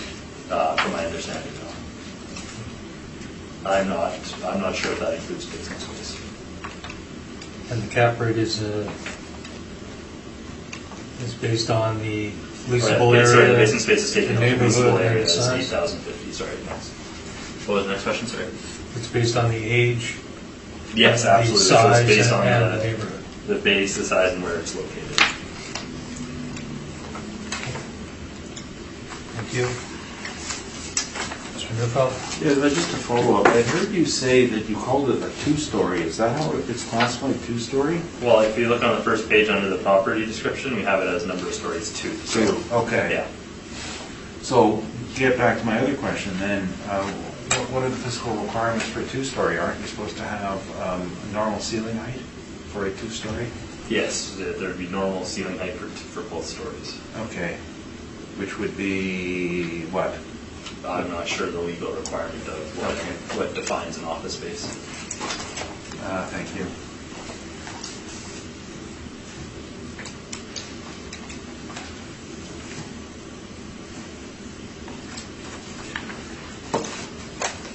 The property was built in 1946. The effective year, I don't know why they changed it, but they had a fire, and the roof had to be replaced. That's the change. So there's no upgraded effective year. It's 1946 construction. It was a wood ceiling, and yeah, well the roof is new. They put a new roof on, but the fire damage is still quite obvious on the brick mortar walls and mortar walls. Yeah. There is no parking on the site, so their clients have to park on the street, which is a disadvantage compared to the marketplace. It is not just legal non-conforming to the current bylaw, but to the past 2 bylaws, and that would be there was one in the 80s and one in the 60s. So it's been in place. It's a family operation. Father passed on to son. And as long as it continues being a service garage, it won't have any issues. But like every other property in the city, change in use means problems. So on this basis, take into account. Now it's been well looked after for its age, but it is still a garage. The building next door, the concept behind the purchase was for the selling of parts, and then they do have a few stalls in the back of it for staff parking, but 3 or 4, not, I think there's 8 mechanics in here, plus 2 service writers and 2 administrators, so they don't have the parking capacity. The second floor is no second floor, it is a mezzanine. We've been up there. Now you've all met Merrick, so he and I went up there, and I was the one who bumped my head on the roof. And he's a bit taller than me. He missed it, I was just a bit clumsy. which means that the corner of the roof pitches down to about 5.5 feet. It's not good space. If they do get a use out of it, there's a locker room up there and a small lunch room and the manager's office, which has a window that overlooks the shop. So the overseer's office. But being a pitched roof, the maximum height, I believe, is about touch under 7 feet, maybe 6, 7, and tapers down to 5.5 feet. So it's not legal. It's contributory. It's not separately demisable. Yes, the pitch down. And I do have pictures from last year of this roof. Here's where I hit my head. I'm walking along to the lockers, and I'm focused on the lockers in front of me, and I just look at them, and I don't even see the roof pitching down through. I whacked it right here. I suffer pain for my beliefs. So what we've done is applied a rent on the main floor, which is very similar to what the assessor has, and someone in my office must have had a formula that got to the 731. I would have preferred to see a rounded rate. It made sense. That number will be supported by body shops and service garages at the lower end of the scale. We have some on page 5 and some industrial on page 4. We put a $2 value in the mezzanine as a nominal value, and that would be comparable to rents on page 4. And these are for loft warehouse space, which is really is on the market to provide a convenience for storage. There is it's not a marketable value. Now, if this property were put on the market, the advertising would have to state 6,820 square feet by standards of brokerage, real estate, everything else, because it's not rentable space. This was an agreement we made on the last inspection. We agreed to put it in if there was a nominal rate applied to it. And I guess when the model kicks back in, all these things disappear. And we start all over again. It's a fresh look, I heard. The vacancy rate is an error. It should be 6%. I have a bunch of different calculations that I've worked out. Reduced the vacancy to 6% and the shortfall to 375, because again, it is not air conditioned, and taking both those into account, and my NOI increased to $42,975. I have no objections to the assessor's capitalization rate, which is, I believe, 8.65%. That seems okay. So my resultant value is $496,821, or $497,000. And in this case, that does equate to a reasonable sale value, because we're artificially jamming in mezzanine space, which really shouldn't even be considered. But my double test in all this would be to take the $497,000 and take it by the actual saleable area of 6,820, and it gets me $73 a square foot. A bit on the higher side of the sales, but it's going to be supported in this area, $72 a foot. So my number is $497,000 based on the changes I said.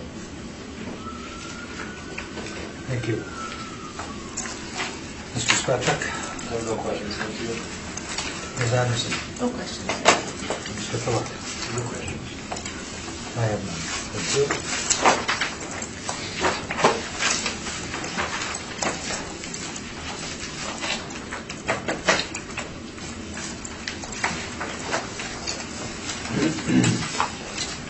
Next we'll deal with 80 Weston. Mr. Chair, looking at roll number 1306-2305-200. This is 80 Weston Street. This is north of Notre Dame, off of Notre Dame Avenue. The 2020 assessment is $433,000. We have a 1970 built with an effective year of 1970. There's a gross floor area of 3,880 and a leasable area of 3,880. You can see pictures of this property on page 2. You can see the aerial view is where Pacific dead ends on Weston there. You can see the actual brick building with the kind of low wall space that it has. Page 2 shows a street view of it at the bottom, and page 3 and 4 you can see the actual one of the bays on the building and the layout. Page 4, they've always complied with our request for information. Page 5, we have 3,880 square feet at $9.27 a square foot. We have our standard BSG parameters, an overall cap rate of 7.65 on this property. That's how we get that total value of $433,000. Again, page 6, similar, using the exact same comparables as I went over before.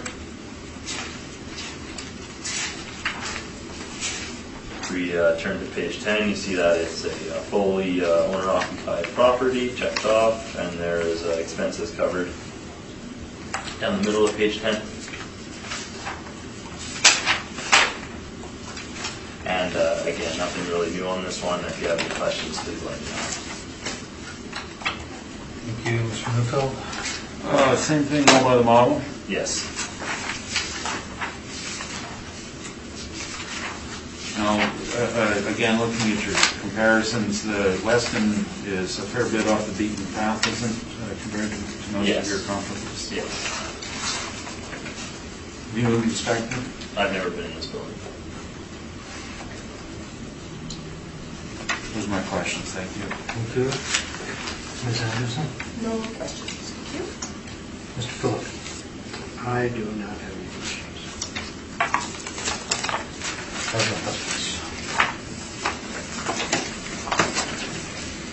Mr. Neufeld, hear from you, please.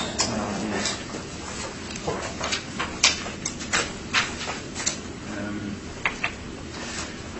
Property, as the assessor said, it's an owner-operated body shop.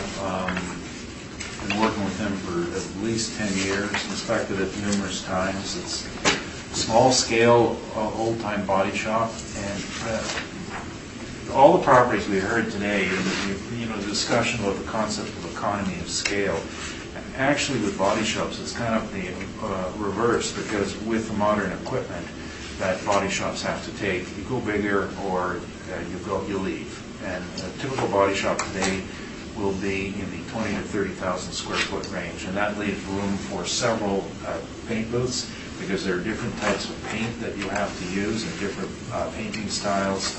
And the equipment used to fix cars has changed. It used to be to straighten a frame, you have some chains and some hydraulics and you pulled them. Now it's all with unibody. It's different. So this particular property tends to specialize in older vehicles. So they do a lot of work for clients on restorations of the mid-60s vintage U.S.-made cars. It's one of their specialties, because they're not getting the technical work. The technical work of today's body shop with the paint and the component replacement is staying with the manufacturers and the franchises, the car dealerships. It's not going anywhere to the small shops, and that's something that all the ones today have in common.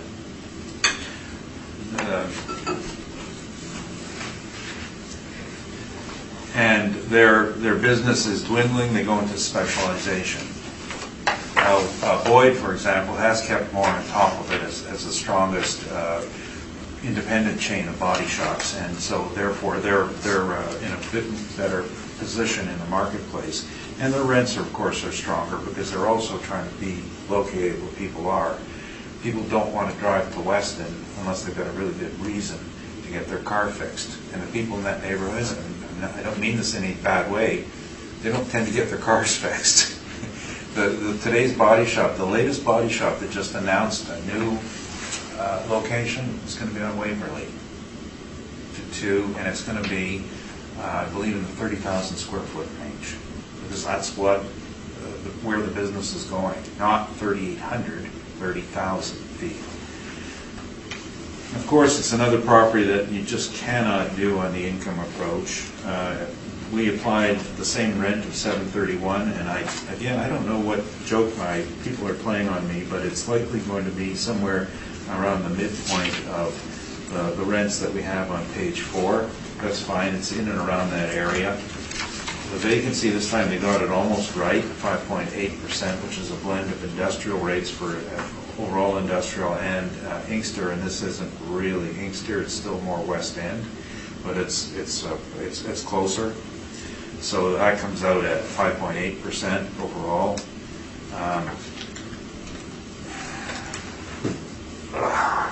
The non-recoverables, again, we're going to just use 5%, which is not 1,900, which is 1,400. And the other errors on the shortfall, which this is the problem with shortfall and the city's rates.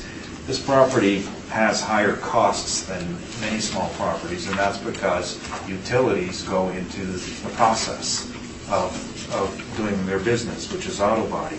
So they shouldn't be used for shortfall. It is not air conditioned, and the other utility costs are higher for the process, not for it. So I've changed that back to 375, and my resulting NOI is increased to 23,503.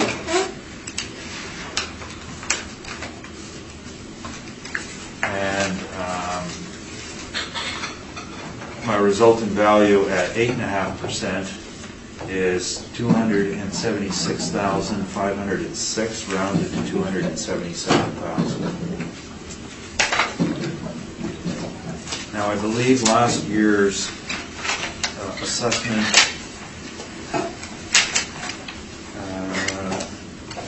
is under appeal.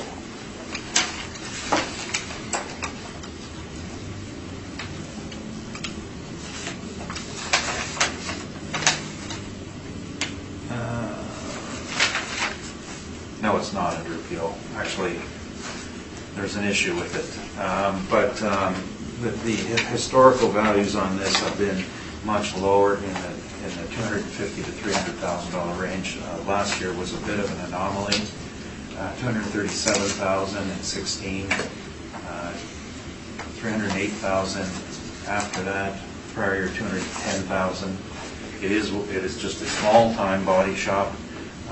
Last year's decision was dealt with a request for penalty, which was denied, and we did not appeal to the municipal board on that basis. It was for some little major infraction. I think one of the utilities was left out. The board did not apply the penalty, but we were asking for $282,000, and it wasn't applied at that rate. There's also a lot next door that played into this as well, which we didn't appeal this year. That's my presentation. Thank you. Mr. Spetchuk? I have no new questions, Mr. Chair. Ms. Anderson? No questions, thank you. Mr. Phillip? No, I apologize what you said, no questions. Okay.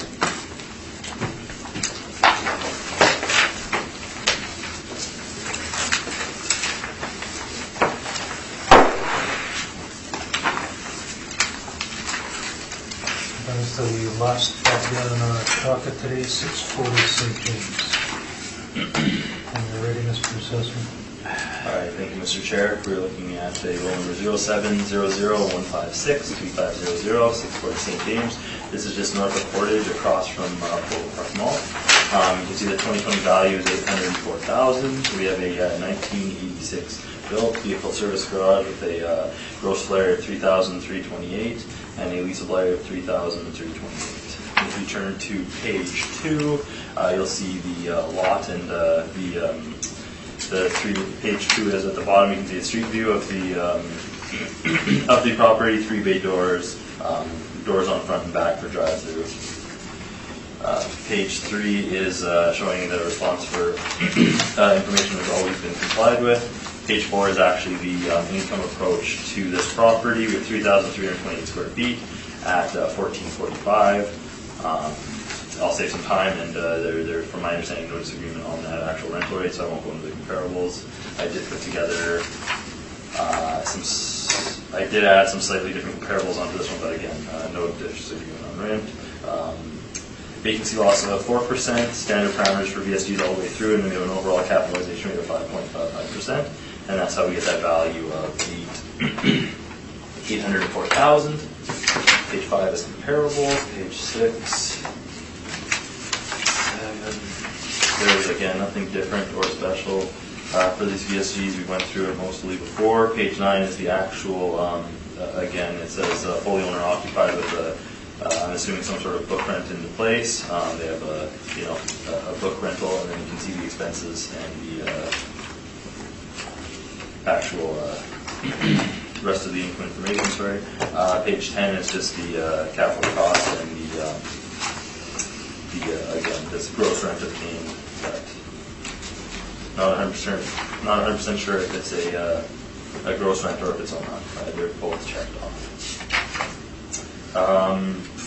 Page 11 going forward is just my addenda. If you have any questions, please let me know.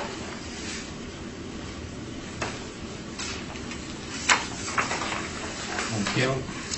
Mr. Newfeld? Yes, model again? Yes, model driven. Okay. And I had a different question, the same question I asked you earlier. And this one, in this case, it's probably more pertinent. But the cap rate, for example, last time I was in here, I asked and you had said more from the retail side of it. Yes. And I just heard someone over else there say industrial. Like, you mean where it's driven from?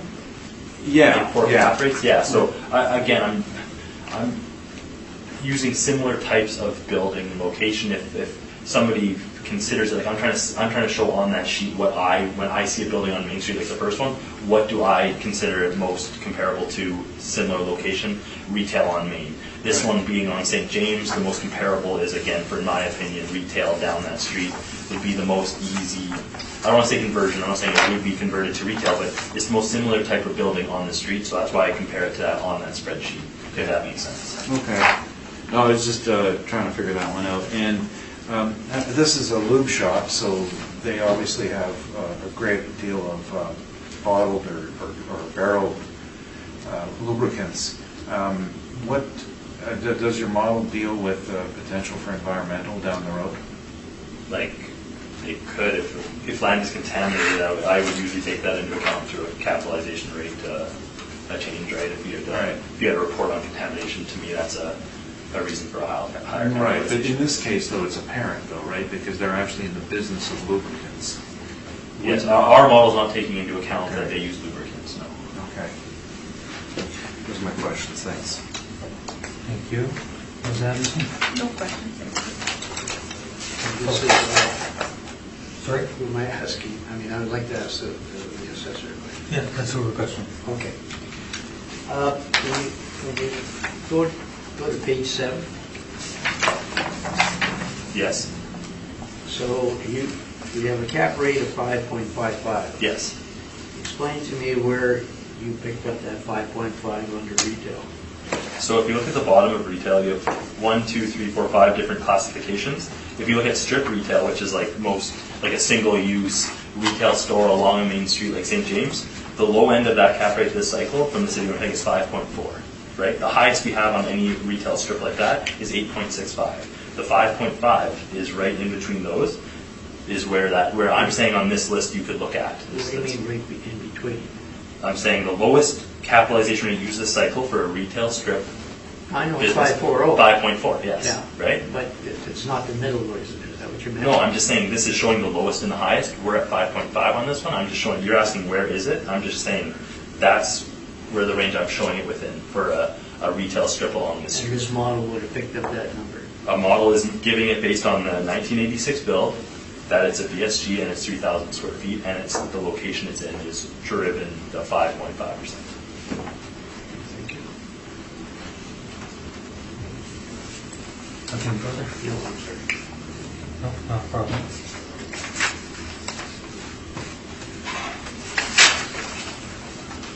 Okay, The land to building ratio doesn't come into play on your model? From my understanding for rents, no. Or cap rate or anything? From my understanding, no. And I've seen some at, like a 1-to-1, and Yeah. this one's 5 for 3-to-1. Yeah, from my understanding, it doesn't change the cap rate. From my understanding, it's purely, Doesn't change the rent, doesn't No. change the cap rate. from my understanding, no. Okay, thank you. Mr. Neufeld? Well, this property might be across the street from Polo Park, but it's not Polo Park. It's not retail. It's a loop shop, and this is one of the locations that is probably more in keeping with the assessor's rent comparables, and we just tended to agree with them. And it also matches the paid rent.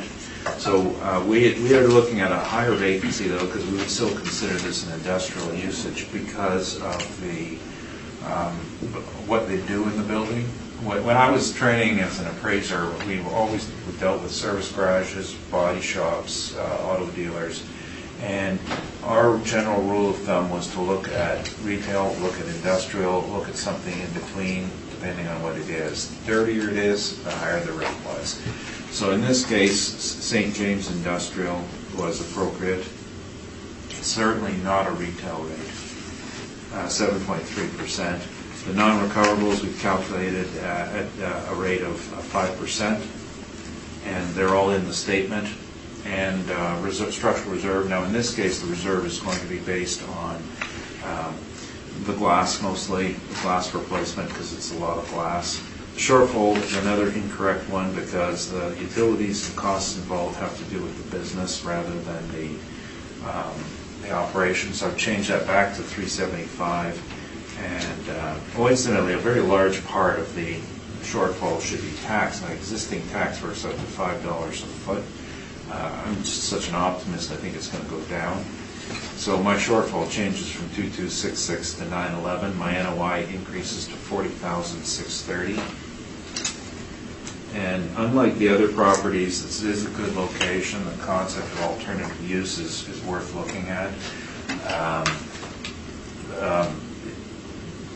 So I'm applying 7.5%, which comes to 541,733, rounded to 542,000. So in this case, like I said, a major difference is a small change in vacancy, non-recoverables, which are clearly explained in the statement and exist, and a cap rate which is real, not driven outside the range. 5.5, again, doesn't exist. You will not find an investor in the market willing to make an investment in a lube warehouse at 5.5%. The only reason we would give it any strength at all is because not that it has a major brand, that it's located in a place to attract a major brand, which is a big difference, and that's why we see a more competitive rate. And when you look at the statements, you'll see that pretty close, within a few $100 of paid rent to my NOI. I've just added in a vacancy risk. That's my presentation. Thank you. Mr. Snapcheck? Any questions, Mr. Chair? Ms. Anderson? No questions. Mr. Philip? No questions, noting those changes. So 7.5%? That's correct. What you said? Did you represent this property last time around? No, never. This is a new acquisition by one of my clients.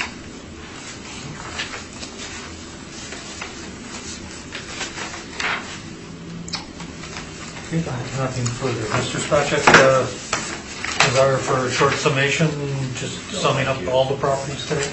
No, fine.